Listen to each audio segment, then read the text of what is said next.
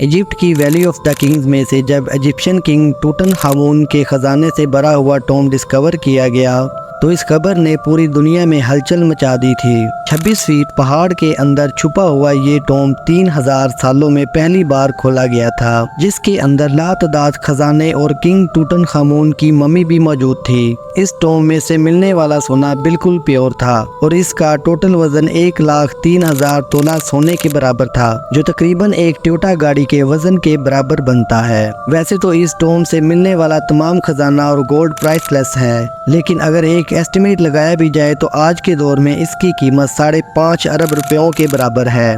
Seven speaks की video में एक बार फिर से खुशामदीद। नाजरीन, ये टॉम डिस्कवर होने के बाद आर्कियोलॉजिस्ट ये देखकर परेशान थे कि आज के मॉडर्न दौर में भी इतना ज्यादा सोना पहाड़ों से ढूंढने और निकालने में एक माइनिंग कंपनी को कम से कम भी 10 साल लग जाते हैं। तो आखिर 3000 साल पहले जब ना ही कोई मशीनरी थी और ना ही कोई टेक्नोलॉजी, तब एंशियंट इजिप्शियन ने ये सोना निकाला तो आखिर कैसे और कहां से? French gold expert Thomas washer अपनी टीम के साथ इस मुश्किल तरीन चैलेंज का राज जानने के लिए मैदान में उतर आए। सबसे पहले थॉमस ने मिलने वाले सोने को कई सालों तक अच्छी तरह स्टडी किया और इसकी कंपोजिशन मुख्तलिफ जगहों से निकालने वाले गोल्ड से कंपेयर की गई। आखिरकार थॉमस और इसकी टीम को ये तो मालूम पड़ चुका था कि टूटनखामुन के टॉम से मिलने वाला सोना भी किंग्स वैली के आसपास के पहाड़ों से ही निकाला गया था। अब चैलेंज था वो पहाड़ ढूंढने का जहां से एंशियंट माइनर्स इतना ज्यादा सोना निकालते थे।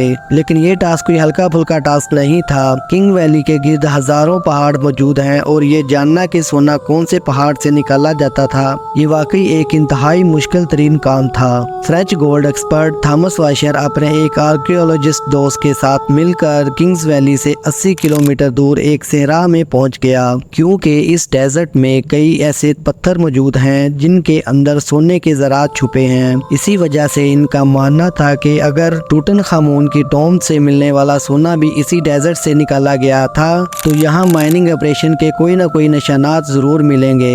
ये सहरा 1,36,000 स्क्वायर किलोमीटर तक फैला हुआ है, जहाँ गर्मी और पानी की शॉर्टेज की वजह से जिंदगी ना होने के बराबर है। थॉमस का मानना था कि इतना ज्यादा सोना अगर इसी सहरा के किसी पहाड़ से निकाला गया तो जाहिर है इसमें काफी ज्यादा मैन पावर भी लगी होगी।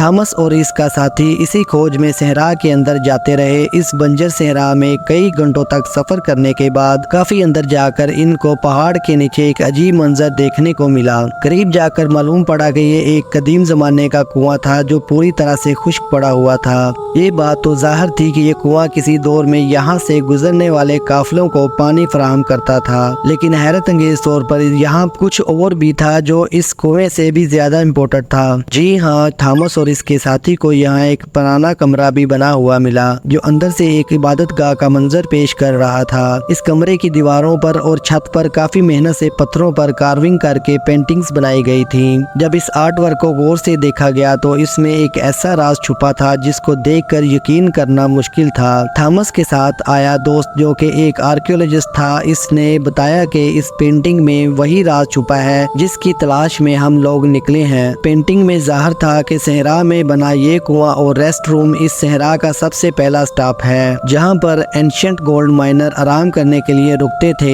एंशियंट इंजीनियर्स ने गोल्ड माइन तक जाने के लिए कुएं और रेस्ट एरियाज का एक नेटवर्क बनाया हुआ था। एक अंदाजे के मुताबिक हर एक रेस्ट एरिया 70 से 80 किलोमीटर के फासले पर बना हुआ है और एक रेस्ट एरिया से दूसरे तक पहुंचने के लिए माइनर्स की टीम को कई दिन लग जाते होंगे। जहां इस रेस्ट एरिया से मिलने वाली इंफॉर्मेशन से थॉमस और इसका साथी बहुत खुश भी हुए हैं, क्योंकि जिस मंजिल तक पहुंचने के लिए थॉमस कई सालों से इंतजार कर रहा था वो मंजिल अब बहुत ज्यादा करीब दिख रही थी। इसी वजह से इन्होंने सहरा की गहराइयों में जाने का फैसला किया। बंजर सहरा में एक के बाद दूसरा रेस्ट एरिया आता गया, लेकिन गोल्ड माइन जैसी कोई चीज नजर नहीं आई। आखिरकार पूरे 2 दिनों के बाद थॉमस को एक पहाड़ के किनारे बड़े ढेर सारे पत्थर दिखाई दिए। देखने में तो ये एक नॉर्मल सीन था, लेकिन थॉमस का मानना था कि ये जगह एंशियंट गोल्ड माइनर का कैंप लगती है और हुआ भी कुछ ऐसा ही। जी हाँ, इस जगह पर पत्थरों से बने कुछ ऐसे टूल्स मिले जिनकी मदद से पत्थरों को तोड़कर इनके अंदर से सोना निकाला जाता था। ये पत्थर जो दिखने में एक नॉर्मल पत्थर लगता है, इसको इस टूल की मदद से तोड़कर क्रश किया जाता था